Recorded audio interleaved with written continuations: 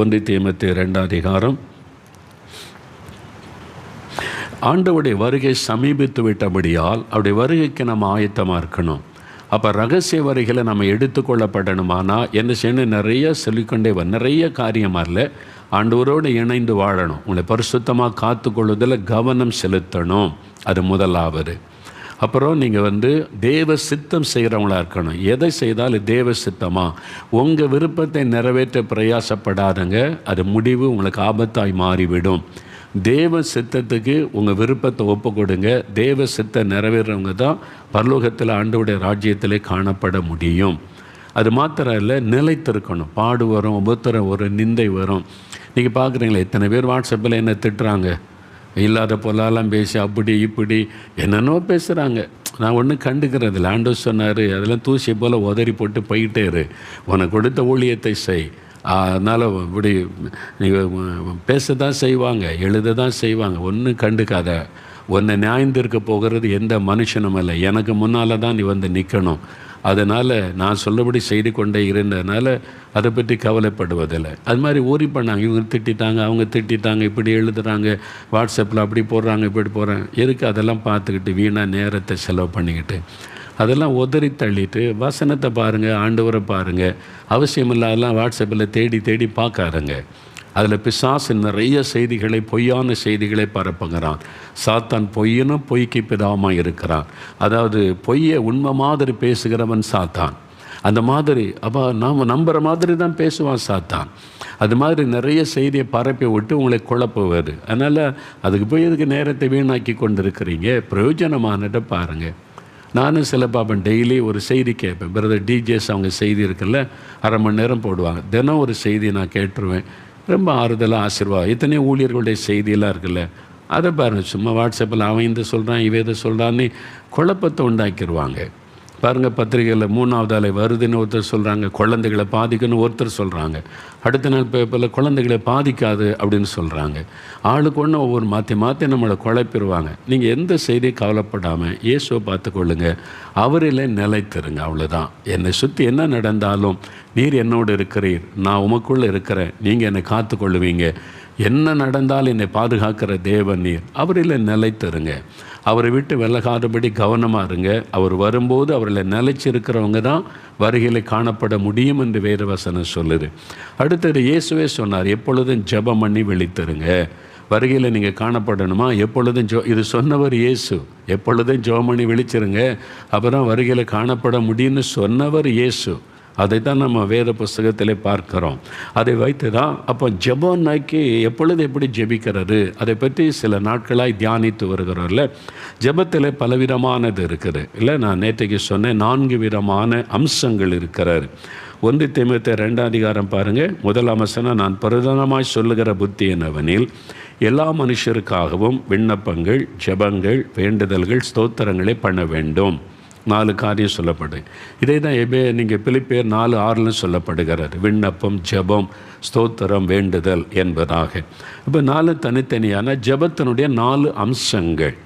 நம்ம அதுதான் நம்ம சொன்னேன். நம்ம ஜெபத்தில் முதலாவது ஸ்தோத்திரம். நீங்கள் ஒரு ஜெபத்தை ஆரம்பிக்கும் போது ஸ்தோத்தரிக்கணும், முடிவு ஜெபத்தினுடைய முடிவில் ஸ்தோத்திரம் பண்ணணும். முதலாவது நீங்கள் ஸ்தோத்திரம் பண்ணும்போது ஆண்டவரை மகிமைப்படுத்துகிறீங்க. அவர் செய்த நன்மைகளுக்காய் நன்றி உள்ள உள்ளத்தோடு நீங்கள் ஆண்டவரை துதிக்கும் போது அவர் ஜெபத்தை கேட்பார். முடிவில் ஸ்தோத்திரம் பண்ணும்போது விசுவாசத்தை வெளிப்படுத்துகிறீங்க. என் ஜெபம் கேட்கப்பட்டதற்காய் ஸ்தோத்திரம், அற்புதம் நடக்க போகிறக்காய் ஸ்தோத்திரம் ஆண்டவரை துதித்து முடிப்பீங்க. அது விசுவாசத்தை வெளிப்படுத்துவது. சரியா? அப்போ நீங்கள் யாருக்காக ஜெபிச்சாலும் எதுக்கு ஜெபிச்சாலும் இந்த பழக்கத்தை ஏற்படுத்தி கொள்ளுங்கள். இது வேதத்தில் சொல்லப்பட்டிருக்கிற ஒரு காரியம். இயேசு அப்படி ஜெபித்ததை நேற்றுக்கு சுட்டி காண்பித்தேன். இன்றைக்கு அடுத்தது என்ன நம்ம பார்க்க போகிறோம் என்றால் ஜெபங்கள் அப்படின்னு சொல்லி நம்ம எல்லாத்துக்குமே பொதுவாக ஜெபம் அப்படின்னு சொல்லுவோம், ப்ரேயர்னு. ஆனால் ஜெபம், விண்ணப்பம், வேண்டுதல், ஸ்தோத்திரம் எல்லாமே அந்த ஜெபத்தினுடைய அம்சங்கள். அதில் ஜெபம் என்பது ஒரு கடினமான ஒரு காரியம். ப்ரேயர் ஒரு ஹார்டான ஒரு காரியம். அதாவது நீங்கள் யாக்கோபு 5ஆம் அதிகாரம் 17ஆம் வசனத்தில் பார்த்தீங்கன்னா ஒருவருடைய ஜெபத்தை குறித்து வேதம் சாட்சி கொடுக்கிறாரு. யாக்கோபு 5:17 பாருங்கள். வந்து புதிய ஏற்பாட்டில் 316வது பக்கம், எலியா என்பவன் நம்மை போல பாடுள்ள மனுஷனாயிருந்தும் மழை பெய்யாதபடிக்கு கருத்தாய் ஜெபம் பண்ணினான். மழை பெய்யாதபடி கருத்தாய் ஜெபிச்சான். எதுக்கு? மழை பெய்யலைன்னா பஞ்சம் வந்துடும் ஐயா. எதுக்கு பஞ்சம் வரணும்? ஜனங்கள் மனம் திரும்பணும். அதுதான் ரொம்ப முக்கியம். தன் பாவ வழியில் போகிறாங்க, அழிவன் வழியில் போகிறாங்க. அவங்க கொஞ்சம் நின்று தேவன் பக்கமாய் மனம் திரும்பணும். அதுக்காக ஆண்டவரே, இந்த எழுப்புதல் தேசத்தில் வருவதற்கு நீங்கள் மழையை நிறுத்தி மக்களை நீங்கள் உங்கள் பக்கம் திருப்பணும் என்பதற்கு கருத்தாய் ஜெபம் பண்ணினாராம்.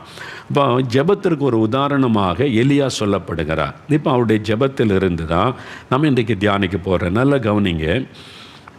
இந்த ஜெபம் என்பது ஒரு போராட்டம்.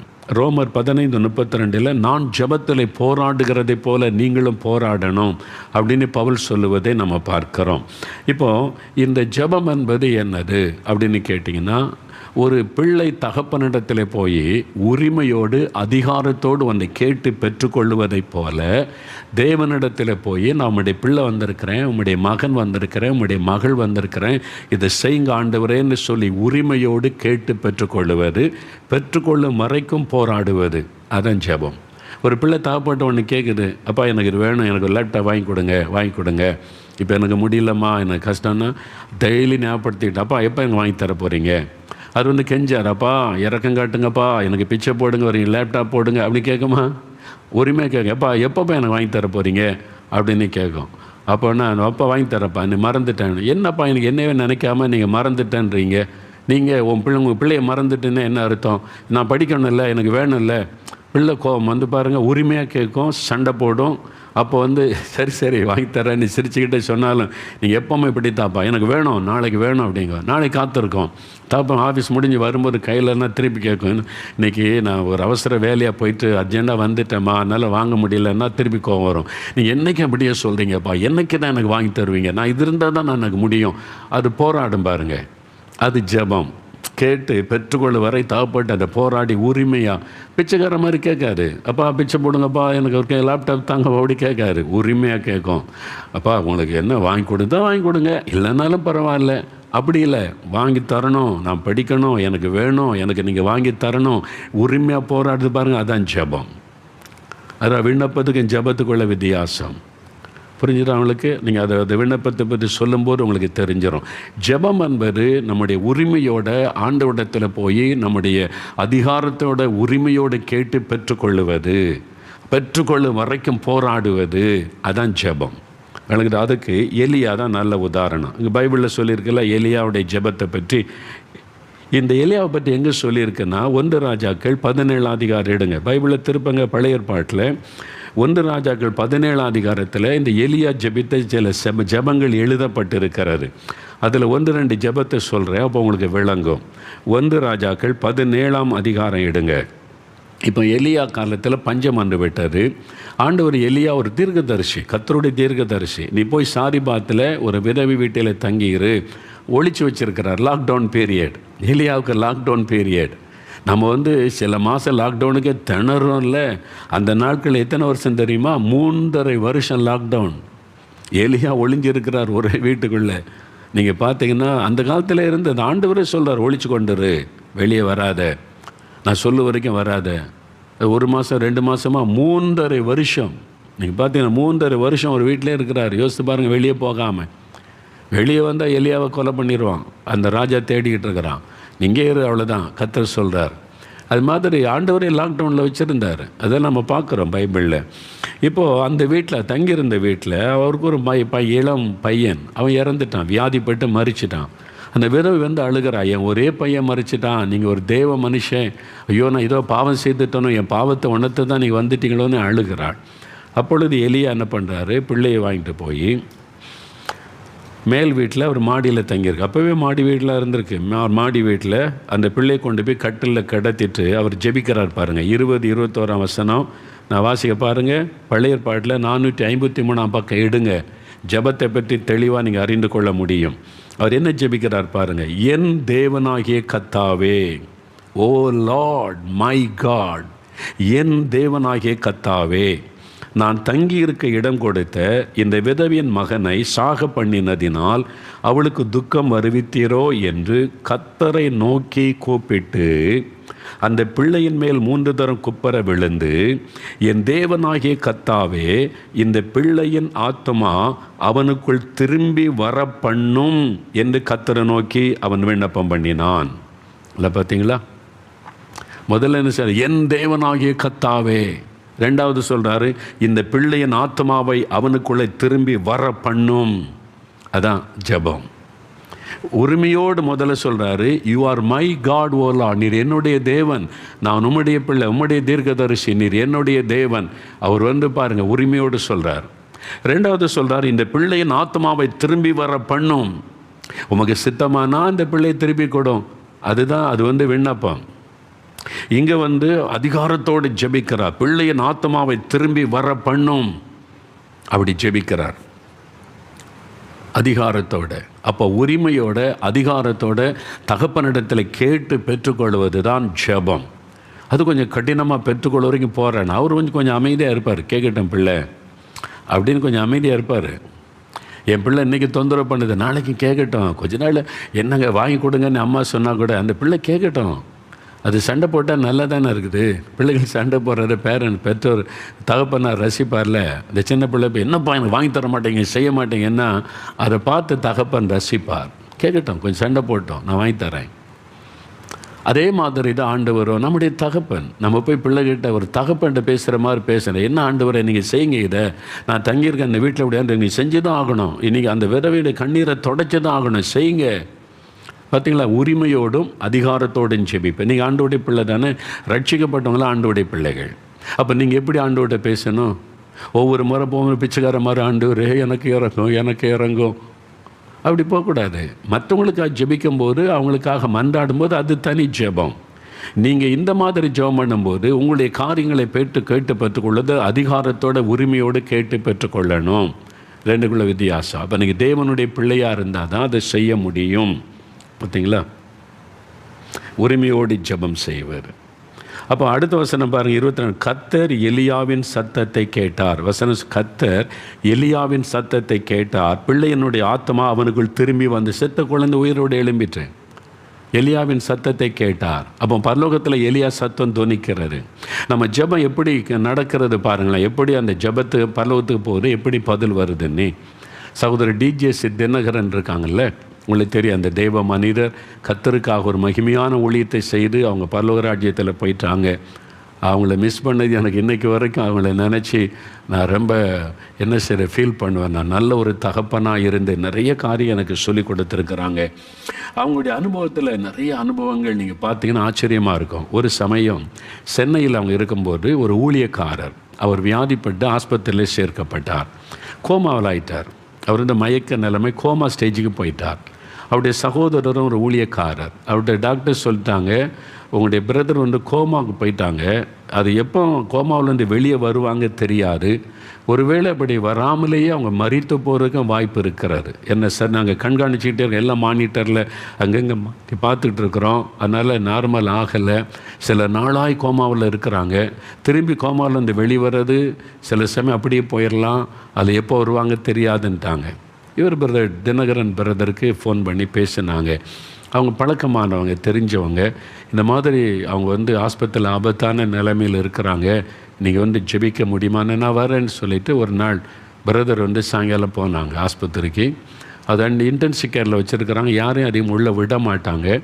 பிரதர்ன்றதுனால உள்ளே அனுமதிச்சாங்க. சரி, அப்போ சொல்லிட்டாங்க சில நிமிட நேரம், அது ரொம்ப பாதுகாப்பான இடம், சீரியஸாக வேறு இருக்கிறாங்க, ஜெபிச்சுட்டு வந்துருங்க என்ன உடனே சரி என்ன உள்ளே போனாங்க. அந்த பிரதர் அவங்களும் தான் போனாங்க. எல்லா இடமும் டியூபாக மாட்டியிருக்குது, மானிட்டர் வச்சுருக்குது, கோமாவில் இருக்கிறாரு, சில நாளாச்சு, அவ்வளோதான் நிலைமை. அங்கே போய் இப்போ ரொம்பலாம் போகிறோம், இது ஜெபலாம் பண்ண முடியாது. அப்போ பிரதர் அங்கே நின்று அப்படி பார்த்துட்டு அப்படியே நின்று கரம் வைத்து ஒரு சின்ன ஜெபம், Lord I need him, send him back. ஆண்டவரே இவர் எனக்கு வேணும், இவரை திரும்ப அனுப்பும். அவ்வளோதான் ஜெபம். எவ்வளோ நேரம் ஆகிருக்கு? ஒரு நிமிஷம் கூட ஆகலை. Lord I need him, send him back. வெளியே வந்துட்டாங்க. சரி நான் போயிட்டு வரேன்னு காரில் ஏறி போயிட்டாங்க. அவங்க காரில் ஏறி போன உடனே இந்த பிரதர் உள்ளே வெளியில் கண்ணாடிலேருந்து எட்டி பார்த்தா கோமாவில் இருந்த அந்த ஊழியக்கார் பிரதர் கண்ணை திறந்து பார்க்குறாரு. அப்படியே தலையெல்லாம் அசைச்சு பார்த்த உடனே கண்ணை திறந்துட்டாருன்னே உள்ளே ஓடி போனார். அவர் போன உடனே பேசுகிறேன்னு உடனே அதிலெல்லாம் எடுத்துகிட்டு என்ன பேசுகிறாங்க கேட்டால், அவர் முதல் கேள்வி, பிரதர் தினகரன் வந்தார், அவர் எங்கேன்னு கேட்டார். இவருக்கு ரொம்ப ஆச்சரியம். டாக்டர்ஸ் எல்லாம் ஓடி வந்தாங்க, பார்த்தாங்க, நல்லா மாற்றம், எல்லாமே மாண்டிட்டான்னு பார்த்தா எல்லாம் சேஞ்ச் ஆகிருக்குது. அப்புறம் அவர் கேட்குறார், பிரதர் தினகரன் வந்தார் எங்கேன்னு கேட்டால், இவர் சொன்னால், நீ கோமாவில் இருந்த, உனக்கு என்ன நடக்குன்னே உனக்கு தெரியாது, பிரதர் வந்தது உனக்கு எப்படி தெரியும், இப்போ தான் வந்துட்டு போகிறாங்க. அப்போ அவர் என்ன சொன்னார் தெரியுமா, நான் என்னுடைய ஆத்மா பரலோகத்துக்கு எடுத்துக்கொள்ளப்பட்டது, தேவனுடைய சிங்காசனத்துக்கு முன்பாக நான் நின்று கொண்டிருந்தேன். அப்போது ஒரு சத்தம் கேட்டது, Lord I need him, send him back. ஆண்டவரே இவர் எனக்கு வேணும், அவரை திரும்ப அனுப்பும் அப்படின்னு ஒரு சத்தம் பரலோகத்தில் அப்படியே தொனித்தார். பிரதர் தினகரனுடைய சத்தம் எனக்கு தெரியும். அதே குரல் பூமியில் பிரதர் என்ன பேசுகிற குரல் பரலோகத்தில் துணிக்குது. அப்படியே சிங்காசனத்துக்கு முன்னால் சிங்காசனத்தில் அமர்ந்திருந்த ஆண்டவர் என்னை பார்த்து சொன்னார், என் மகன் உன்னை கேட்கிறான், நீ போ பூமிக்குன்னு சொன்னார். என் மகன் உன்னை கேட்கிறான், திரும்பி போனார். அடுத்த நிமிஷம் நான் கண்ணு திறந்துட்டேன். நம்முடைய ஜெபத்துக்கு எப்படி பதில் வருது பாருங்கள். 1 ராஜாக்கள் 17:22 பாருங்கள். கர்த்தர் எலியாவின் சத்தத்தை கேட்டார். பூமியிலிருந்து எலியா ஜெபிக்கிறார். அந்த சத்தம் பரலோகத்தில் தொனிக்கிறது. பிள்ளையனுடைய ஆத்மா திரும்பி வந்தது. தினகரன் ஆஸ்பத்திரியில் நின்று ஒரு சின்ன ஜெபம் பண்ணுறாங்க. பரலோகத்தில் அந்த சத்தம் தொனிக்குது. தேவன் பதில் கொடுக்கிறார். மறித்த அந்த ஆத்மாவுக்குள்ளே ஜீவன் திரும்ப வருகிறாரு. இதுதான் நம்முடைய ஜெபத்துக்கான பாதை. நீங்கள் உங்கள் வீட்டில் இருந்து, குடிசை வீட்டிலேருந்து ஜெபித்தாலும், ஒரு மரத்தடியில் உட்காந்து ஜெபித்தாலும், சர்ச்சில் உட்காந்து ஜெபித்தாலும், உங்கள் வீட்டில் இருந்து ப்ரேயர் ரூமில், பெட்ரூமில் எங்கேருந்து ஜெபித்தாலும், கிச்சன்லேருந்து ஜெபித்தாலும், விசுவாசத்தோட இயேசுவே என்னை ஜெபிக்கும் போது அந்த சத்தம் பரலோகத்தில் துணிக்கும். நீங்கள் விசுவாசிங்க. தேவன் அதை கேட்கிறார். யார் கூப்பிடுவது? என் மகன், என் மகள். என்ன கேட்குறான் என் மகன், என்ன கேட்கிறாள் என் மகள். தேவன் உடனே பதில் தருகிறார். நம்முடைய ஜெபம் பார்த்தீங்களா, அவங்க எவ்வளோ உரிமையோடு கேட்டாங்க, Lord I need him, sending him back. அந்த ஜெபத்தை யோசித்து பாருங்கள். தேவனோடு எவ்வளவு நெருக்கமாக இருந்தால் அப்படி ஜெபிக்க முடியும். நீங்கள் ரட்சிக்கப்படாட்டா பிச்சைக்கார மாதிரி தான் கேட்கணும், ஆண்டவரே நான் பாவி, நதி எனக்கு எப்படியாவது இறங்கும். அது பிச்சைக்காரன் ஜெபம். ரட்சிக்கப்பட்டு தேவனுடைய பிள்ளையை மாறிட்டா நீங்கள் அப்போ தான் அதிகாரத்தோட உரிமையோடு ஜெபிக்க முடியும். அதுவும் பரிசுத்தாவினால் நிரப்பப்பட்டு ஆண்டவரோட நெருக்கமாக இருந்தால், தினம் வேதம் வாசித்து ஜெபம் பண்ணி இயேசுவோட நெருக்கமாக இருந்தால் உரிமையோடு ஜெபிக்கலாம். ஆண்டவரே உம்முடைய பிள்ளை நான் வந்திருக்கிறேன், உம்முடைய மகள் வந்திருக்கிறேன், உம்முடைய மகன் வந்திருக்கிறேன், நீர் எனக்கு இது செய்யணும். நீங்கள் தினம் ஆண்டவரோடு நடக்கிறவங்களா, தியானிக்கிறவங்களா, கர்த்தரோடு பேசுகிறவங்களா இருந்தால் நீங்கள் உரிமையோடு ஜெபிக்கலாம். என்றைக்கோ ஒரு நாள் ஜெபம் பண்ணால், யார் இது, எவ்வளோ நாள் எங்கே போனேன், காணோம், இப்போ தேவை வந்தோன்னு வந்திருக்கியா அப்படின்னு நினைக்க தோன்றும். யோசித்து பாருங்கள். டெய்லி பேசிக்கிட்டே இருக்கீங்க, ஆண்டோட ஐக்கியமாக இருந்தீங்கன்னு வைங்களேன், உங்கள் ஜெபத்துக்கு அவர் எவ்வளோ மரியாதை கொடுப்பார் தெரியுமா? அது மாதிரி ஜெபம் என்பது அவ்வளோ வல்லமை உள்ளது. உரிமையோடு தேவனிடத்தில் கேட்டு பெற்றுக்கொள்ளுவது. அதே மாதிரி 1 ராஜாக்கள் 18:36 பாருங்கள். அக்கினிக்காக ஜெபிக்கிறார் கர்மேல் பர்வதத்தில். என்னை கேட்டருளும், என்னை கேட்டருளும். எவ்வளோ ஜெபிக்க கடினமான ஒரு ஜெபம். ஆண்டவரே என்னை கேட்டருளும், அக்கினி இறங்கணும் ஜெபம். அந்த ஒரு கடினமானது ஜெபம் என்பது ஒரு போராட்டம். அதனால தான் பாருங்கள், மத்தேயு 6:11 வாசிக்கும் போது, லார்ட்ஸ் ப்ரேயரில் இயேசு ஜெபிக்கும் போது, அந்தந்துள்ள ஆகாரத்தை இந்தியங்களுக்கு தாரும். இதுங்களா அது உரிமையோடு கேட்பது. உம்முடைய பிள்ளை எல்லாம் தாரும் அப்படி கேட்பது. அந்த லார்ட்ஸ் ப்ரேயர்லையும் அதை நீங்கள் பார்க்க முடியும். இப்போ ஆதியாகமம் 32:26 பாருங்கள். யாக்கோபு ஜெபிக்கிறார், நீர் என்னை ஆசீர்வதித்தால் ஒளிய உம்மை போக விட மாட்டேன். Plus me Lord, I won't leave you. நான் உம்மை விட மாட்டேன். அந்த மாதிரி போராடி, தேவனோட போராடி ஆசீர்வாதத்தை பெற்றுக்கொள்ளும் வரை ஜெபம் செய்வது. அதான் பாருங்கள் போகிற ஜெபம் என்பது. எலியா அதே மாதிரி 1 ராஜாக்கள் 18 கடைசியில் 42 பார்த்தீங்கன்னா மழைக்காக ஜெபிக்கிறார். ஒரு முறை ஜெபிக்கிறார், மழை வரக்கு அறிகுறி இல்லை. இன்னொரு முறை ஜெபிக்கிறார், 7 முறை ஜெபிச்சிட்டார். அப்புறம் தான் உள்ளங்கேளு மேகம் எழும்புகிறது. பெற்றுக்கொள்ளும் வரைக்கும் ஜெபிப்பாதான் ஜெபம். பெற்றுக்கொள்ளும் வரைக்கும் போராடி பெற்றுக்கொள்ளுவது. ஆனால் தான் ஆண்டு சொல்ல, சோர்ந்து போகாமல் எப்பொழுதும் ஜெபம் பண்ணுங்க, விட்டாதங்க, தொடர்ந்து ஜெபிங்க. சுகம் தந்தால் தான் முடியும். குழந்தைக்கு அற்புதம் செய்யுங்க. எனக்கு இந்த கடன் பிரச்சனை மாற்றுங்க, எங்களுக்கு இந்த தடையை மாற்றுங்க, எங்களுக்கு இந்த காரியத்தை வாய்க்க பண்ணுங்க. நாங்கள் உங்களுடைய பிள்ளை, உங்கள் குடும்பம், நீங்கள் எங்களுடைய தகப்பன், செஞ்சு தான் ஆகணும் ஆண்டவரே. உரிமையோடு நீங்கள் போராடுவது. அப்படி போராடி நீங்கள் பெற்றுக்கொள்ளுவது. வட இந்தியாவில் குஜராத்தின் தென்பகுதியில் ஆதிவாசி மக்கள் நிறைய இருக்கிறாங்க. அவங்க மத்தியில் ஆர்தர் ஜபராஜின்னு ஒரு அண்ணன் ஊழி செய்கிறாங்க. எஃபிபி நண்பஸ்வி ஜபக்குள்ள மிஷினரி ஆர்தர் ஜபராஜ் ரொம்ப தியாகத்தோடு அவங்க மத்தியில் ஊழி செய்கிற தேவ மனிதர். அவங்களாம் மேன் ஆஃப் காட். அவங்கள நான் பார்த்துருக்கேன், எனக்கு பர்சனலாக தெரியும். அவங்க மத்தியில் போயிருக்கிறேன். நான் ஒரு முறை அங்கே மத்தியில் 3 நாள் ஊழியத்துக்காக போயிருந்தபோது ஒரு தம்பி கிஷான் அப்படின்னு ஒரு தம்பியை கூப்பிட்டு வந்து காமிச்சாங்க எனக்கு. அண்ணா இவன் இறந்து வந்த கிஷான் என்கிற தம்பியை பற்றி ஒரு காரியத்தை எனக்கு சொன்னாங்க. முதல்ல அந்த நடந்த சம்பவம் என்னன்னு கேட்டால், முதல்ல அது உங்களுக்கு விளக்கி சொல்லிடுறேன். அந்த ஆதிவாசி மக்கள் ஒரு ஏழை குடும்பம், கணவன் மனைவி, ஒரு வீட்டில் அவங்களுக்கு 3-4 பொம்பளை பிள்ளைங்க, ஒரே ஒரு பையன். அப்போ மற்றெல்லாம் பொம்பளை பிள்ளைங்க, ஒரு பையன் அப்படின்னா ரொம்ப செல்லமாக வச்சுருப்பாங்கல்ல, அது மாதிரி அவன் மேலே ரொம்ப பேட்டு தாய் தகப்பனுக்கு. தகப்பனார் வந்து கூலி வேலை செய்கிறவர். வாரம் முழுவதும் பட்டணத்தில் போய் கட்டட வேலைகளை வேலை செய்துட்டு சனிக்கிழமை வந்துடுவார். ஞாயிற்றுக்கிழமை பக்கத்து ஊரில் நடக்கிற சர்ச் ஆராதனைக்கு போயிட்டு வருவார். அந்த கிராமத்தில் கொஞ்சம் குடும்பம், ஒரு சில குடும்பங்கள் இயேசுவை ஏற்றுக்கொண்டு இருக்கிறாங்க. பக்கத்து கிராமத்தில் இருக்க சர்ச்சுக்கு ஞாயிற்றுக்கிழமை ஆனால் போயிட்டு வருவாங்க. மற்றபடி எல்லாரும் கிறிஸ்துவ அறியாதவங்க, இந்து மக்கள் தான். இப்போ இவங்க வந்து அந்த வேலைக்கு போயிட்டு சனிக்கிழமை தான் வருவார். ஒரு நாள் இந்த ஸ்கூல் லீவு, இந்த தம்பி மத்தியானத்தில் சாப்பாட்டுக்கு பிறகு ஒரு 3 மணிக்கு போல் இந்த கிராமத்தின் பிள்ளைகள் பக்கத்தில் ஒரு குளம் இருக்குது, பெரிய குளம், தண்ணீர். சின்ன பிள்ளைகள்லாம் நீச்சல் அடித்து விளையாடுவாங்கள்ல. நாங்கள் சின்ன வயசில் எங்கள் ஒரு 4 மாவட்டியில் வாய்க்கால் இருக்குது, பெரிய குளமும் இருக்குது, வாய்க்கால் இருக்குது. அப்போ நான் ஸ்கூலில் படிக்கிற காலத்தில் ஒரு நாளைக்கு 3 முறை லீவு நாள்னால் போய் வாய்க்காலில் விளையாடுவோம். அந்த மாதிரி விளையாடுறது, தொட்டு பிடிச்சி விளையாடுறது, நிறைய விளையாட்டுகள், மூங்கி போய் விளையாடுறது, இதெல்லாம் தண்ணியில் செய்கிறது கிராமத்தில் உள்ளவங்களுக்கு தெரியும். அப்போ அந்த மாதிரி ஒரு குளத்தில் இந்த சின்ன பிள்ளைகள் போய், இந்த பையன் இவங்க சைஸ் ஸ்கூலில் படிக்கிற பாய்ஸ் எல்லாம் போய் விளையாடினாங்க. தண்ணிக்குள்ளே விளையாடினாங்க. கொஞ்ச நேரம் கழித்து பார்த்தா எல்லாம் இருக்கிறாங்க, 10-15 பேர் விளையாட. கிஷானை காணவில்லை. எல்லாம் பார்க்குற கிஷானை காணும்னு தேடுறாங்க. என்னாச்சு பார்த்தா கிஷானை இல்லை, காணும். தண்ணிக்குள்ளே மூழ்கிட்டானோன்னு அப்போ தான் பயம் வந்தது. எப்போ மூழ்கினான்னு தெரியாது. ஓடி போனாங்க, ஊருக்குள்ளே ஓடி போய் கிஷானை காணும், தண்ணிக்குள்ளே போனவன் வரல அப்படின்னு சொன்னோடனே எல்லா வாலிபர்லாம் ஓடி வந்து குளத்துக்குள்ளே தேடுறாங்க. பல நிமிட நேரத்துக்கு அப்புறம் அவன் போய் சகதிக்குள்ளே சொருவிட்டான். அந்த குளத்து சகதிக்குள்ளே மாட்டிட்டு வெளியே வர மூச்சு முடி இறந்துட்டான். அவனை தேடி கண்டுபிடிச்சி எடுக்கிறதுக்கே பல நிமிஷ நேரம் ஆயிட்டு. அதனால் மரித்து போனவனா வெளியே எடுத்தாங்க, இறந்து போயிருந்தான். எப்படி இருக்கும் அந்த தாய்க்கும்? பிள்ளை ஊரே திரண்டு வந்தது. செத்து போன கிஷானை கொண்டு போய் வீட்டில் கடத்தி வச்சாங்க. தாயும் அவருடைய சகோதரி மேலே அழுகிறாங்க, கண்ணீர் விட்டு அழுகிறாங்க. தகப்பனார் வேலைக்கு போயிருக்கிறார், மகன் மேலே ரொம்ப பிரியம். அப்போ ஆள் அனுப்புகிறாங்க, மகன் இறந்துட்டான்னு சொல்லி. அவங்க வந்தால் தான் அடக்கம் பண்ண முடியும். ஆள் அனுப்பிட்டாங்க. சாயங்காலத்திலேருந்து வீட்டில் வச்சுருக்கிறாங்க. ராத்திரி ஆகிவிட்டது. சொன்னாங்க, இனிமேல் ராத்திரியில் அடக்கம் பண்ண முடியாது, இனிமேல் நாளைக்கு தானே அடக்கம் பண்ணோன்னு. ராத்திரி 9 மணி, கிராமம், ஒரு 9 மணி வரைக்கும் எல்லோரும் இருந்தாங்க. ஒவ்வொருவராக அவங்கவுங்க வீட்டுக்கு போயிட்டாங்க. காலையில் வர்றோம், நாளைக்கு அடக்கம் பண்ணலான்னு சொல்லி. எல்லோரும் போன பிறகு இந்த தாயும் அந்த பிள்ளைகள் மாற்ற 3-4 பெண் பிள்ளைகள் எல்லாம் இளம் பிள்ளைகள் இருந்தாங்க.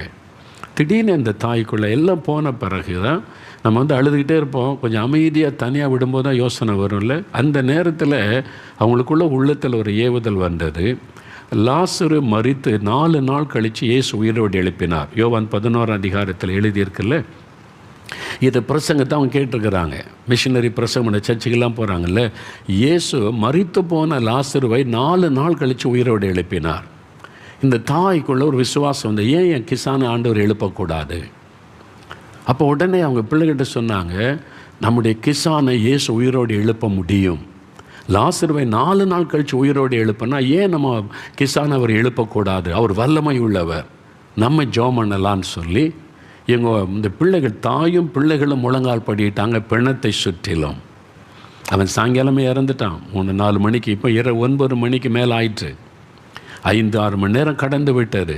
அவன் இறந்து. இப்போ ஜெபிக்கிறாங்க இவங்க, தாயும் பிள்ளைகளும் சேர்ந்து ஜெபிக்கிறாங்க. ஒரே காரியம், இந்த ஆண்டவரே லாசருவை உயிரோடு எழுப்பின ஆண்டவர், எங்கள் கிஷானை உயிரோடு எழுப்போம் பார்த்தீங்களா, அதிகாரத்தோட உரிமையோட. ஏன்னா இப்போ ரட்சிக்கப்பட்டிருக்காங்க, ஆண்டோடைய பிள்ளைகளாக இருக்காங்க, உரிமையோடு ஜெபிக்கிறாங்க. லாசருவை உயிரோடு எழுப்பினீர, எங்கள் கிசான் எங்களுக்கு வேணும், அவனை எழுப்பி தாரோம் அப்படின்னு சொல்லி இயேசுவை பிடித்து விடாமல் ஜெபிக்கிறாங்க. 1 மணி நேரம் ஆச்சு, 2 மணி நேரம் ஆச்சு, ஜெபத்தை நிறுத்தலை. கொஞ்ச நேரம் ஜெபம் பண்ணிட்டு விட்டு விடவில்லை. லாசருவை உயிரோடு எழுப்பினீங்க, 4 நாள் கழித்து எழுப்பினீங்க, கிசான் எங்களுக்கு எழுப்பி தாரோம். அந்த பிள்ளைகள் ஜெபிக்கிறாங்க, தாயார் ஜெபிக்கிறாங்க. 1 மணி நேரம், 2 மணி நேரம், 3 மணி நேரம், நடு ராத்திரி நேரம் ஆகிவிட்டாரு.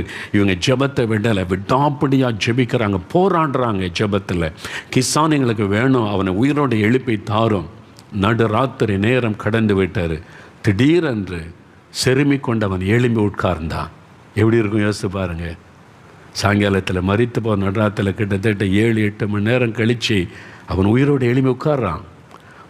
உட்கார்ந்தவொடனே அப்படி பார்க்குறான். தாய் இப்போ சகோதரிகள் இருக்கிறாங்க. அம்மா எனக்கு பசிக்கணுமான்னு சொன்னான். உடனே பாரு, அவங்க ரொட்டி சுட்டு அவனுக்கு கொடுத்தாங்க ராத்திரியே. காலையில் இது ராத்திரி 11 மணி அப்படி ஆகிவிட்டார். காலையில் அடக்கத்துக்கு ஊரே திரண்டு வரல. வந்தால் கிசான் உயிரோடு வந்து நிற்கிறான். அப்படி வந்து நிற்கிறான் வீட்டில். எப்படி இருக்கும் யோசிச்சு பாருங்கள். கிராமத்துக்கே தெரியும் அவன் மரித்து போனார். பல மணி நேரம் அங்கே தான் பிணமாக இருந்துன்னு அவங்களுக்கு தெரியும். இப்போ உயிரோடு வந்தான். எப்படி உயிரோடு வந்தான்? நாங்கள் ராத்திரியில் ஜெபம் பண்ணோம் இயேசுக்கிட்ட. எங்கள் இயேசு அவனை உயிரோடு எழுப்பி விட்டார். எப்படி இருக்கும் பாருங்கள். அந்த கிராமத்தில் 1-2 குடும்பம் தான் இயேசுவை ஏற்றுக்கொண்டு இருந்தாங்க. இந்த அற்புதத்துக்கு பிறகு முழு கிராமமும் மாறிவிட்டார். முழு கிராமமும் இயேசுவின் பக்கமாய் வந்து விட்டார். நான் அந்த ஊருக்கு போயிருந்தாங்க. அங்கே போயிருந்தபோது அந்த ஊர் பக்கத்தில் கேம்பனுக்கு போயிருந்தபோது இந்த ஆர்தர் ஜெபராஜ் அண்ணன் மூலமாக அதை அறிந்து நான் சொன்னேன், அந்த அவனை பார்க்கணும், இயேசு உயிரோடு எழுப்பினாரு, 5-6 மணி நேரம் கழித்து மறித்து அவனை பார்க்கணுன்னு சொன்னால் ஹாஸ்டலில் இருக்கான் அப்படின்னு சொல்லி கூட்டிகிட்டு வர சொன்னாங்க. நான் முதல்ல கேட்டேன், அவனுடைய தாயாரை பார்க்கணும். அந்த தாயாரை கூட்டம் எவ்வளோ பெரிய விசுவாசம் அவங்களுக்குள்ள. அந்த தாயார் ஒரு ஏழை தாயார், ரொம்ப படிப்பறிவு கிடையாது, கிராமத்தில் இருக்கிறவங்க. அவங்க வந்து உட்காந்து அவங்கள்ட்ட ரொம்ப பேசலை, அவங்க அமைதியாக இருக்கிறாங்க, கொஞ்சமாக பேசுகிறாங்க. எனக்கு அவங்கள பார்த்து ஆச்சரியம், எப்படிப்பட்ட விசுவாசம். மரித்து போன என் பையனை இயேசு உயிரோடு எழுப்புவார் என்ற விசுவாசம். அப்படி ஜெபிச்சாங்க பாருங்கள். அவன் உயிரோடு அவனை கூட்டிகிட்டு வந்தாங்க. பார்த்தேன் 4 மாடிக்கு வந்தேன். திறப்பின் வாசல் ஜெபத்தில் வந்து சாட்சி சொல்லி பாருங்கள், இன்றைக்கி பெரிய ஆளாக இருப்பான் அவன். இன்றைக்கி உயிரோடு இருக்கிற ஆண்டவர் பாருங்கள். இயேசு ஒரு ஏழை தாயார் அந்த சின்ன பிள்ளையுடைய ஜெபத்தை கேட்டு செத்து போனவனை உயிரோடு எழுப்பினார். சாட்சி நான் நேரில் பார்த்தது. இந்த கிராமமே ஆண்டவர் பக்கம் திரும்பி விட்டார். பார்த்தீங்களா? வேதாகமத்தில் சொல்லப்பட்ட இயேசு நேற்றும் இன்றும் என்றும் மாறாதவர், இன்றைக்கு அற்புதம் செய்கிறவர். ஆனால் ஜெபிக்கணும். அந்த தாயும் பிள்ளைகளை விடாப்படியாக ஜெபித்தாங்க, எழுப்பணும் ஆண்டவரேன்னு சொல்லி. அந்த ஜெபத்தை தேவன் கேட்டார். நீங்கள் இன்றைக்கி ஜெபிங்க. உங்களுக்கு என்ன பிரச்சனை? வியாதி, கடன் பிரச்சனை, போராட்டம், என் கணவர் ரட்சிக்கப்படணும், என் பிள்ளைகள் ரட்சிக்கப்படணும், நீங்கள் அந்த அற்புதத்தை செய்யணும், ஆண்டவரே இது நடக்கணும், நீங்கள் ஜெபிங்க. அவருடைய சித்தத்தின்படி நம்ம கேட்கும்போது உரிமையாக ஜெபிக்கலாம். அப்படி ஒரு ஆத்மா ரட்சிக்கப்படுறது அவருடைய சித்தம், உரிமையாக நீங்கள் ஜெபிக்க முடியும். சில காரியம் உங்களுக்குள்ள அந்த தேவ சித்தனை தெளிவாக தெரிஞ்சுட்டால் நீங்கள் போராடி ஜெபிக்கும்போது அதில் ஆண்டவர் அற்புதம் செய்து விடுவதை பார்க்கலாம். தேவனுக்கு சித்தமில்லாத காரியத்துக்கு நீங்கள் போராடி கொண்டே இருந்தால் அந்த ஜெபத்துக்கு பதில் வராது. அதனால தான் முதல்ல அது தேவ சித்தமா என்பதை தெளிவாக அறிந்து கொண்ட பிறகு தான் நீங்கள் போராடி ஜெபிக்க முடியும். அப்போ தான் அந்த காரியத்தில் அற்புதம் நடக்கும். தேவனுக்கு சித்தமில்லாத காரியத்தில் போராடிக்கிட்டே இருந்தீங்கன்னா அது உங்களுக்கு டைம் வேஸ்ட்டு, நேரம் வேஸ்ட்டு, கடைசியில் முடிவில் ஒன்றும் இருக்காது. நீங்கள் சோர்ந்து தான் போவீங்க. அதனால் தேவ சித்தம் என்னதை கவனிக்கணும். சரி, சில காரியத்தை சொல்லிட்டு ஜெப வேலைக்குள்ள சொல்ல போகிறேன். என்னென்னா, இந்த ஜெபத்தில் ஒன்று தேவனோடு போராடி பெற்றுக்கொள்ளுவார். ஆண்டவரே எனக்கு சுகம் கொடுங்க, கடன் பிரச்சனை மாற்றுங்க, என் குடும்பத்தை ரட்சிங்க, இந்த அற்புதம் நடக்கணும்னு போராடி தேவனிடத்தில் பெற்றுக்கொள்வது ஜெபம். விசுவாசத்தோடு ஜெபிக்கணும், போராடணும். 2வது சாத்தானுக்கு விரோதமாய் போராடி அவனை ஜெயிப்பது, அதுவும் ஜெபத்தில் தான். அது போராட்ட ஜெபம், வார்ஃபேர் ப்ரேயர் என்று சொல்லப்படுவது. அது எபேசியர் 6 11 12 வேதத்தில் இருக்குது. பாருங்களேன், பைபிளில் திருப்புங்க. பாருங்கள், எபேசியர் 6 11 12 பாருங்கள். ஒன்று, நம்முடைய தேவைக்காக, நம்முடைய காரியத்துக்காக தேவனிடத்தில் போராடி தகப்பனிடத்திலிருந்து பிள்ளைகள் உரிமையாக கேட்டு பெற்றுக்கொள்வது. இன்னொன்று, சாத்தானுக்கு விரோதமாய் போராடி ஜெயம் எடுப்பது, அதுவும் ஜெபத்தில் தான். இது போராட்ட ஜெபம். பாருங்கள், 11:12 நீங்கள் பிசாசின் தந்திரங்களோடு எதிர்த்து நிற்க திராணி உள்ளவர்களாகும்படி தேவனுடைய சர்வாயுத வர்க்கத்தை தரித்து கொள்ளுங்கள். பிசாசின் தந்திரங்களோடு எதிர்த்து நிற்பது. எப்படி எதிர்க்கிறது? கண்ணுக்கு தெரியாத எதிரி. எதிர்க்கிறேன்னு ஒரு ஆளை பார்த்தா அவன்கிட்ட சண்டைக்கு போகலாம். கண்ணுக்கு தெரியல எதிரி, அது ஒரு வானமண்டலத்தின் ஆவி, பொல்லாத ஆவிகள். அவனை எப்படி எதிர்க்கிறது? பரிசுத்தாவிக்குள்ளே நிரம்பி ஜெபத்தில் தான் எதிர்க்க முடியும். இது போராட்ட ஜெபம், சாத்தானை எதிர்க்கிற ஜெபம். ஏனெனில் மாம்சத்தோடும் இரத்தத்தோடும் அல்ல, மாம்சமும் இரத்தமும் உடைய மனிதர்களோடு நம்முடைய போராட்டம் அல்ல, துரைத்தனங்களோடும் அதிகாரங்களோடும் இப்பிரபஞ்சத்தின் அந்தகார லோகாதிபதிகளோடும் வானமண்டலத்தில் கிரியை செய்கிற பொல்லாத ஆவிகளின் சேனைகளோடு நமக்கு போராட்டம் உண்டு. தீங்கு நாளில் அவைகளை நீங்கள் எதிர்க்கவும். அப்போ அவனை எதிர்த்து ஜெபிப்பார், ஒரு யுத்தம் பண்ணி ஜெபம் செய்வது. இதுதான் சொல்லப்பட்டிருக்கிறது. நம்முடைய ஜெபத்திற்கு விரோதமாக எப்போவுமே சாத்தான் போராடுவான். ஜெபிக்கிறது தான் பிசாசுக்கு பிடிக்காது. நல்லா அறிந்து கொள்ளுங்க, ஜெபத்துக்கு விரோதமாய் போராடுவான். தானியேல் 6:10 வாசித்த 6 தானியேல் தினம் 3 வேளை முழங்கால் படியிட்டு ஜெபிக்கிறவர். ஸ்தோத்திரம் ஜெபம் பண்ணி ஸ்தோத்திரம் செலுத்துவார். அதான் அவருடைய பழக்கம். அவர் யுத்த ஜெபம் பண்ணுவார். அந்த தேசத்தில் நிறைய மந்திரவாதங்கள், பில்லு சுனியங்கள், குறி சொல்கிறவங்க, அது மாதிரி நீங்கள் தானியேல் புஸ்தகத்தை வாசித்தா தெரியும். அவங்க நிறைய நிறைஞ்சிருக்கிறாங்க. ராஜாக்களும் அது மேலே தான் நம்பிக்கை வச்சுருக்கிறாங்க. அதுக்கு மத்தியில் தானியேல் இருக்கிறதுனால அவர் போராடி போராடி ஜெபம் பண்ணி அந்த கிரியைகளை முடக்கி விட்டார், மந்திரவாதங்களை முடக்கி விட்டார், பில்லு சுனியங்களை முடக்கி விட்டார், குறி சொல்லுகிற ஆவியின் கிரியைகளை எல்லாம் முடக்கி விட்டார். அதனால தானியேல் மேலே அவங்களுக்கு கோபம், பிசாசு கோபம், அவனை அழித்து விட வேண்டும் என்று தந்திரமாக எழும்பி சிங்க கபியிலே போடும்படியான ஒரு சட்டத்தை கொண்டு வருகிறான். இதெல்லாம் பார்க்குறேன். எதனால் என்று சொன்னால், இவன் ஜெபத்தை தடுக்கணும். இவன் ஜெபிக்கிறதுனால சாத்தானால் செயல்பட முடியவில்லை. ஜெபிக்கிறவங்களுக்கு விரோதமாக போராட்டம் வரும், பிசாசு எழும்புவான். பயப்படாதங்க. சிங்கத்தின் கெபி உங்களுக்காய் திறக்கப்பட்டாலும் சிங்கத்தின் வாயை கட்டுகிற கர்த்தர் உங்களோடு இருக்கிறார். சிங்கத்தின் வாயை கட்டி தானியேலை வெளியே கொண்டு வந்த சம்பவத்தை வேதத்திலே பார்க்கிறோம். அப்போ ஏன் அவன் போராடுகிறான்? சாத்தான் ஏன் போராடுறான் ஜெபிக்கணுக்கு விரோதமா? அப்போ ஜெபிக்கிற நாம் ஏன் போராடி ஜெபிக்கணும் என்றால், நீங்கள் நல்ல பிசாசின் தந்திரங்கள், அதான் வசனம் சொல், பிசாசினுடைய தந்திரம், அவன் தந்திரமாய் செயல்படுகிறவன். சாத்தானே இல்லைன்னு மக்களை நம்ப வைக்கிறதா சாத்தானுடைய தந்திரமான முதல் வேலை. சாத்தானே கிடையாது, பிசாசு கிடையாது, மக்களை நம்ப வைக்கிறத பிசாசுடைய பெரிய தந்திரம். அவன் தந்திரமாக செயல்படுவான். இப்போது நல்ல கவனிங்க. நம்ம முதல்ல பார்த்தோம், எல்லா ஆத்மாக்களும் ரட்சிக்கப்பட நம்ம ஜெபிக்கணும். உங்கள் தெருவில் உள்ளவங்க, ஸ்கூலில் உள்ளவங்க, காலேஜில் வேலை செய்கிற இடத்துல பார்க்குறவங்க, எல்லா ஆத்மாக்களும் ரட்சிக்கப்படணும், சத்தியத்தை அறிவை அடையணும். இதுக்கு தான் நம்ம முக்கியமாக ஜெபிக்கணும். நம் தேசத்தில் இருக்கிற 139 கோடி மக்களும் ரட்சிக்கப்படணும், சத்தியத்தை அறியணும். இதுக்கு தான் நம்ம ஜெபிக்கிறோம். உங்கள் கிராமத்தில் உள்ளவங்க, இதான் முதலாவது நம்முடைய ஜெபம். நம்முடைய தேசத்துக்காக, மக்களுக்கான ஜெபம். அதிகாரத்தில் உள்ளவங்களுக்காக ஜெபிக்கணும். அதில் எப்படி இந்த ஆவி கிரியை செய்யலாம் ஏற்கனவே நம்ம பார்த்துருக்கிறோம். இப்போ இப்படி ஜெபிக்கும் போது ஆத்மா ரட்சிக்கப்படுவதுதான் முக்கியம். சத்தியத்தை அறியணும், அதுக்கு தான் முக்கியமாக ஜெபிக்கணும். அப்போ இதை தடுக்கிறது யாரு அப்படின்னு பார்த்தீங்கன்னா, 2 வேத வசனம் நல்லா கவனிங்க. அப்போ தான் நீங்கள் போராடி ஜெபிக்கிறதுனுடைய அர்த்தத்தை விளங்கி கொள்ள முடியும். 2 கொரிந்தியர் 4:4 எடுங்க.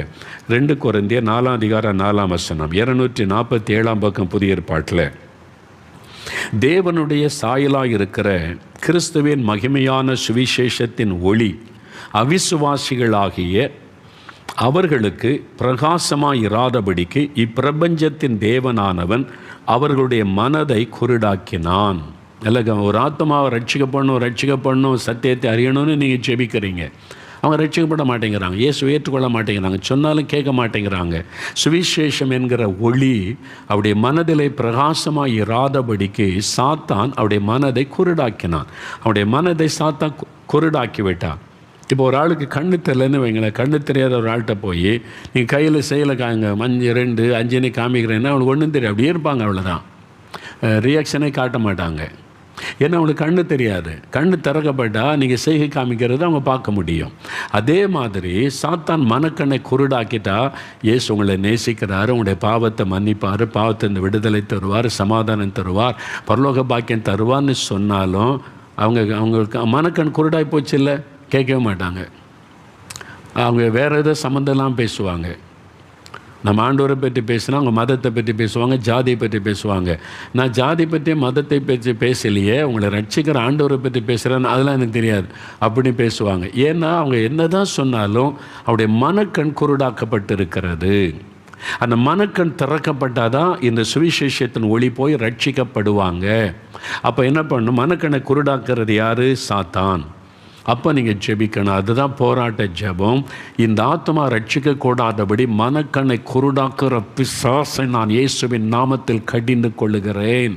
இயேசுவின் இரத்தத்தை தெளித்து அவனுடைய வல்லமையை புறம்பாக்குகிறேன். அந்த ஆத்மா ரட்சிக்கப்படுவதை தடுக்கிற ஆவியை கடிந்து கொள்ளுகிறேன். போராட்ட ஜெபம். அந்த ஜெபம் பண்ண பிறகு பாருங்கள், அவங்களுடைய கண்கள் திறக்கப்பட்டவுடனே உடனே ரட்சிக்கப்பட்டுருவாங்க. அப்போஸ்தலர் 16:14 வாசிக்கும்போது பவுல் பிரசங்கம் பண்ணுறாரு. லீதியாள் உட்காந்து கேட்டுக்கிட்டே இருக்கும்போது கர்த்தர் லீதியாவுடைய உள்ளத்தை திறந்தார் வசனம் சொல்லுது. அவருடைய இருதயத்தை சாத்தான் குருடாக்கி வச்சிருந்தான். கர்த்தர் அந்த இருதயத்தை திறந்த உடனே ரட்சிக்கப்பட்டு விட்டாள்.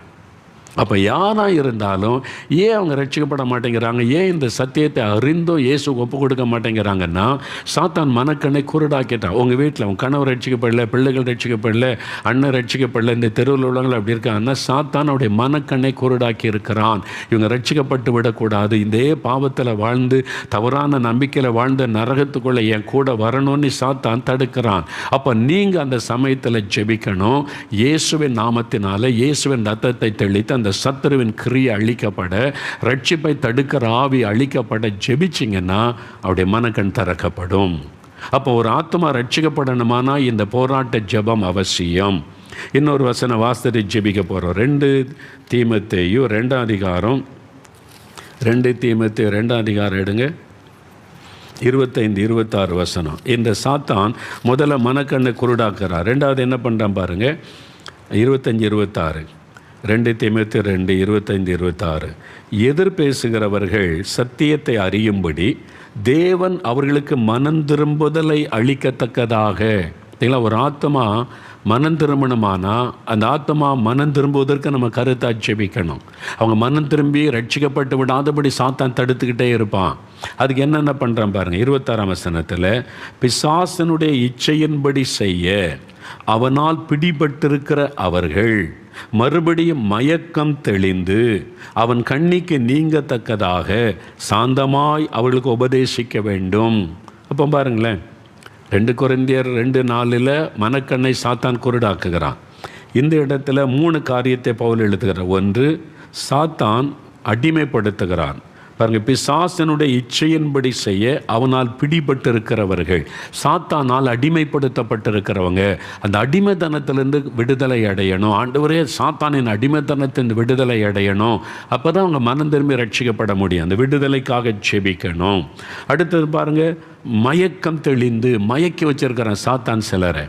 இப்போ குடிச்சிட்டு ஒருத்தர் மயக்கத்தில் காண வைங்களேன், அவன்கிட்ட போய் என்ன பேசினாலும் விளங்காத ஐயா, அவன் குடியில் இருக்கிறான், மயக்கத்தில் இருக்கிறான், மயக்கம் தெளிஞ்ச பிறகு நாளைக்கு பேசுங்க அப்படின்னு சொல்லுவாங்க. காலையில் பேசினா முன்னால் உள்ள மறந்துடும். சாத்தான் நிறைய பேரை மதம் என்கிற வைராக்கியத்தில் நிறைய பேரை மயக்கி வச்சிருக்கிறான். ஜாதி என்கிற மயக்கத்தில் நிறைய பேரை மயக்கி வச்சிருக்கிறான். தவறான நம்பிக்கை என்கிற மயக்கத்தில் நிறைய பேரை பிசாசு மயக்கி வச்சிருக்கிறான். அந்த மயக்கம் தெளியணும். இப்போ குடிக்காரத்தை அப்படியே மயக்கத்தில் இருந்தால் என்ன செய்யணும்? தண்ணியை ஊற்றுவாங்கல்ல, மயக்கம் தெளியட்டும்னு. அது மாதிரி மூஞ்சில் தண்ணி அடிப்பாங்க. தெளிக்கப்படுகிற ஆட்டுக்குட்டியானவரின் ரத்தம் நீங்கள் தெளிக்கணும். இயேசுவின் ரத்தத்தை இந்த ஆத்மா மேலே தெளிக்கிறேன். அந்த மயக்கத்திலிருந்து வெளி வரட்டும், சாத்தானுடைய மயக்கத்திலிருந்து வெளி வரட்டும். ஆண்டவரே அவங்க உணர்வுள்ள இருதயமாக மாறட்டும், ரட்சிக்கப்படணும் அப்படின்னு இயேசுவின் ரத்தத்தை தெளித்து ஜெபிக்கும் போது அந்த மாற்றம் வரும். அது மாத்திரம் அவனுடைய கண்ணியில் அகப்பட்டு இருக்கிறவர்கள், சாத்தான் சிலர் கண்ணி வச்சு பிடிச்சிருவான். வாலிபர்களை அந்த பாருங்கள் வீடியோ கேம் அந்த கண்ணில் அகப்படுத்திடுவான். நிறைய பேர் அகப்படுத்திடுறாங்கல்ல, பிள்ளைகளை பையங்களை அப்படியே கண்ணில் அகப்படுத்தி, அது கண்ணி ட்ராப், சாத்தானுடைய ஒரு கண்ணி அகப்படுது. அதனால தான் செல்ஃபோனில் நிறைய கண்ணி சாத்தான் வச்சுருக்கிறான். நிறைய பேர் அதில் பிடிச்சி பட்டுருவாங்க. ஃப்ரெண்ட்ஸ் மூலமாக குடிக்க பழைக்கிறோம். கொஞ்சம் குடி பரவாயில்ல, இல்லை எனக்கு விருப்பம் இல்லை வேண்டான்னா கூட ஊற்றி விட்டுருவாங்க, அகப்பட்டுருவோம். அப்புறம் ஒரு நாள் அகப்பட்டால் தொடர்ந்து அதுக்கு அடிமையாகிடுவாங்க. சாத்தான் இப்படி கண்ணி வச்சு சிலரை பிடிச்சிருவான், அடிமை ஆக்கிடுவான். அப்போ அந்த கண்ணியிலேருந்து அவங்க விடுதலை பெறணும். இதெல்லாம் ரட்சிப்பை தடுக்கிற ஆவிகள். அப்போ நீங்கள் ஜெபிக்கணும், இயேசுவின் நாமத்தினால் இந்த ஆத்துமா ரட்சிக்கப்படுவதை தடுக்கிற அந்த ஆவிகளுக்கு விரோதமாய் நான் ஜெபிக்கிறேன். இயேசுவின் இரத்தத்தை அவன் மேலே தெளிக்கிறேன். இயேசுவின் நாமத்தில் அவைகளை கடிந்து கொள்ளுகிறேன். தடுக்கிற ஆவிகள் வெளியேறட்டும், மனக்கண் திறக்கப்படட்டும். இயேசுவின் நாமத்தில் அந்த மயக்கம் தெளியட்டும். சாத்தானுடைய கண்ணீர் தெரிப்பட்டு போகட்டும். ஒரு மனம் திரும்புகிற இருதயத்தை தாரும். பாவ உணர்வை தாரும். ஆண்டவரே, ரட்சிப்புக்கு தடையாயிருக்கிற ஆவிகள் அழிக்கப்படட்டும். அப்படி நீங்கள் போராடி ஆவில நிரம்பி ஜெபிச்சிங்கன்னா அந்த ஆத்மா ரட்சிக்கப்படும். அப்போ ஒரு ஆத்மா ரட்சிக்கப்பட, உங்கள் ஊர் ரட்சிக்கப்படணும், உங்கள் ஸ்கூலில் ரட்சிப்பு வரணும், காலேஜில் ரட்சிப்பு வரணும், உங்கள் ஃப்ரெண்ட்ஸ் எல்லாம் ரட்சிக்கப்படணுமானா இந்த மாதிரி ஜெபம். முதல்ல அவங்களுக்கு ஸ்தோத்திரம் பண்ணுங்க. எனக்கு நல்ல ஃப்ரெண்ட்ஸை தந்தீங்க, ஸ்தோத்திரம். நல்ல ஸ்கூல், நல்ல கிராமமுக்கு ஸ்தோத்திரம். ரெண்டாவது, இவங்க ரட்சிப்பை தடுக்கிற ஆவிகள் கட்டப்பட நீங்கள் ஜெபிக்கணும். அவைகளை கடிந்து கொண்டு ஜெபிக்கணும். சாத்தான் மனக்கண்ணை குருடாக்கி வச்சிருக்கிறான், கண்ணியில் பிடிச்சு வச்சிருக்கிறான், மயக்கத்தில் வச்சிருக்கிறான். இந்த 2 வசனத்தை குறித்து கொள்ளுங்க. 2 கொரிந்தியர் 4:4, 2 தீமோத்தேயு 2:25-26. இதை வைத்து நீங்கள் ஒரு குறிப்பிட்ட ஆத்மாவுக்கு ஜெபிச்சுக்கிட்டே வாங்க, பெரிய மாற்றத்தை பார்ப்பீங்க. நான் இயேசு எங்கள் அப்பா அம்மா கண்களுக்கு முன்னால் தான் எனக்கு அற்புதம் செய்தார். நொண்டியாந்து என்னை நடக்க பண்ணி மரண படுக்கை மாற்றினார். ஆனால் என்னை மட்டும்தான் சர்ச்சுக்கு விட்டாங்க. சரி, நீ போ, உனக்கு இயேசு சோங் கொடுத்துட்டார், அவரை பற்றிக்கன்னு சொல்லி. அவங்க யாரும் இயேசு, ஏன்னா சமுதாய கட்டு, சொந்தக்காரன் எல்லாம் இந்துக்கள், நாங்கள் சுற்றிலும் இந்துக்கள், இந்த பாரம்பரியத்தில் வந்துட்டோம். பாரம்பரியம், அந்த கட்டு, அந்த மாதிரி அந்த சோசியல் பாண்டேஜ்னு சொல்லுவாங்க.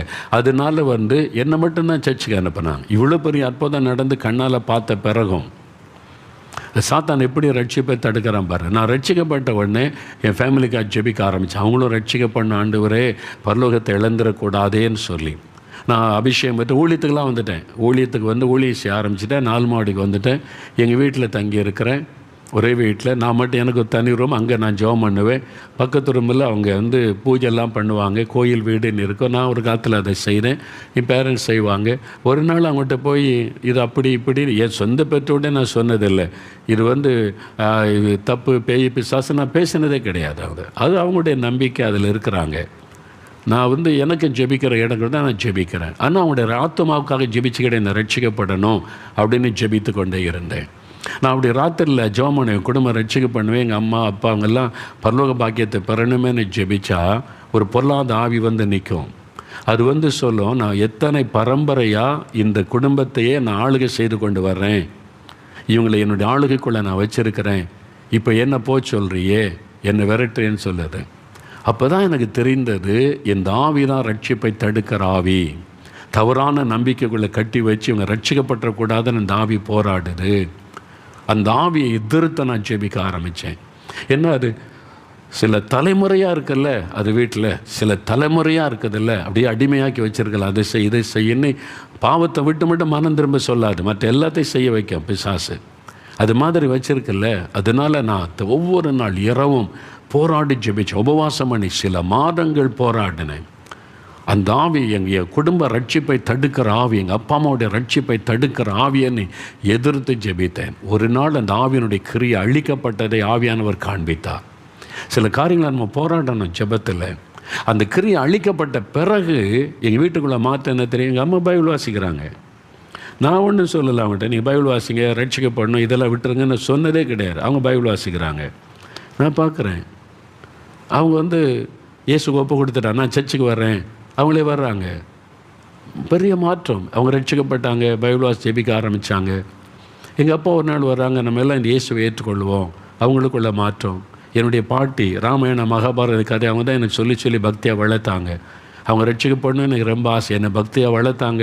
அவங்க பரலோகத்துக்கு வரணுமே, என்னை ரொம்ப படிப்பறிவு கிடையாது. நான் என்ன சொன்னாலும் அவங்க ஒரு காரியம் சொல்லிக்கிட்டேன், நான் இந்த பேய் பிசாசெல்லாம் கும்பிட மாட்டேன், நான் ஒரே கடவுளை தான் வணங்க, சூரிய நமஸ்காரம் பண்ணுவேன்னு சொல்லுவாங்க.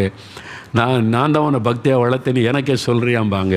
நான் சொல்லுவேன், நீங்கள் அந்த சூரியனை வணங்குறீங்களே பாட்டி, அந்த சூரியனையே உண்டாக்கின ஒரு நீதியின் சூரியன் இருக்கிறார் இயேசு, அவரை தான் வணங்கணும். அவரால் சிருஷ்டிக்கப்பட்டது தான் இந்த சூரியன். இதை உண்டாக்கின ஒரு தேவன் இருக்கிறார், அவர் நீதியின் சூரியன் இயேசு, நமக்காக ரத்த சிந்தை மறித்தார், போ அப்படின்னு போயிடுவாங்க. ரொம்ப நாள் நான் ஜெபம் பண்ணேன். அவங்க ரட்சிக்க விடாதபடி சாத்தான் தடுத்துக்கிட்டே இருக்கான். அதை போராடி போராடி ஜெபிக்க ஒரு நாள் அவங்க ரட்சிக்கப்பட்டாங்க. நல்ல ஸ்தோத்திர சொன்ன முக்காடு போட்டு ஜெபிப்பாங்க, திறப்பினா ஜெபத்துக்கு வருவாங்க. அவங்க மரண நேரத்தில் நான் இயேசுவோடு இருக்கணும்ப்பா, சீக்கிரம் என்னை எடுத்துக்கொள்ள சொல்லு. மரணத்துக்கு ஒருத்த பயம் இல்லை, சந்தோஷமாக அந்த சீக்கிரம் இயேசுக்கிட்ட போகணும், அதுக்கு நீ ஜெபம் பண்ணு. நான் சொல்லுவேன், பாட்டி அப்படிலாம் இயேசுவை கட்டாயப்படுத்தக்கூடாது, உங்களை எப்போ எடுக்குன்னு அவருக்கு தெரியும், அது வரைக்கும் நீங்கள் ஸ்தோத்திரம் பண்ணிக்க. அப்படியா, ஸ்தோத்திரம் ஸ்தோத்திரம். அவங்க படுக்கையில் மரண படுக்கையில் இருக்கும்போது அப்படியே இருந்து அந்த 3 ஆத்துமாக்களும் ரட்சிக்கப்பட்டவளை அவங்க பரலோகத்தில் போயிருக்காங்க. நிச்சயம் எனக்கு உண்டு. என் தாய் தகப்பன் எங்களுடைய பாட்டி ஆண்டோடைய ராஜ்யத்தில் இருக்காங்கன்னு எனக்கு தெரியும். இன்னும் என்னுடைய 2 சகோதரர்கள் ரட்சிக்கப்படல, பக்தி உள்ளவங்க தான். இன்னும் நான் ஜெபித்து கொண்டே இருக்கிறேன். அவருடைய மனக்கண் திறக்கப்படணும், அவங்க அறிந்து கொள்ளணும், ரட்சிக்கப்படணும்னு சொல்லி. அப்போ நீங்கள் போராடணும், அதுக்கு தான் இந்த ஜெபம். இப்போது நீங்கள் போராடி நம்ம இப்போ ஜெபிக்க போகிறோம். 2 காரியம். முதலாவது, உங்களுக்கு ஏதோ ஒரு காரியம், அதுக்கு இப்போ ஜெபிக்க போகிறோம். நல்ல கவனிங்க, முழங்கால் படியிட்டு ஜெபிக்க போகிறோம். முதல்ல 5 நிமிடம் நீங்கள் போராடி உங்களுக்காக ஜெபிக்கணும். முதல்ல போராடி உங்களுக்கு ஒரு நன்மை தகப்பனை கேட்குற மாதிரி கேட்கணும். ஆண்டவரே, நம்முடைய பிள்ளை வந்திருக்கிறேன், எனக்கு இதை செய்யுங்க. சின்ன பிள்ளைகள் கூட பெரியவங்க கூட சுகம் கொடுங்க, விடுதலை கொடுங்க, எங்கள் கடன் பிரச்சனையை மாற்றுங்க, இந்த தடையை மாற்றுங்க, காரியத்தை வாய்க்க பண்ணுங்க. நீங்கள் போராடி ஜெபிக்கணும். முதல்ல ரொம்ப அருமையாய் ஆண்டவர் நமக்கு எழுதி கொடுத்துருக்கிறார். ஸ்தோத்திரம் பண்ணுங்க, ஜெபம் பண்ணுங்க. ஜெபம் என்பது ஒரு போராட்டம். இப்போ உங்களுக்கு விளங்கியிருக்கு. நீங்கள் ரட்சிக்கப்பட்டு அபிஷேகம் பெற்ற தேவ பிள்ளைகளால் உரிமையோடு ஆண்டவர்கிட்ட போய், ஆண்டவரை எனக்கு செய்யுங்க, நான் உங்களுடைய பிள்ளை தானே கேட்பார். ஆண்டவர் மறுக்க மாட்டார். அவருடைய தேவ சித்தத்துக்குள்ளே இருந்தால் செஞ்சிருவார். சித்தத்துக்கு மாறானது கேட்டால் அமைதியாக இருப்பார். உங்கள் மனதை மாற்று வரைக்கும் அவர் பொறுமையாக இருப்பார். அதனால் அவருக்கு தெரியும் பின்னால் உங்களுக்கு அதனால் என்ன ஆபத்து வரும், என்னை கெட்டு வரும்னு. அதனால் அமைதியாக இருப்பார். தேவ சித்தம் அப்படின்னு தெளிவாக தெரிஞ்சிட்டோன்னா அந்த ஜெப வித்தியாசமாக இருக்கும். ஆண்டவர் அற்புதம் செய்வார்.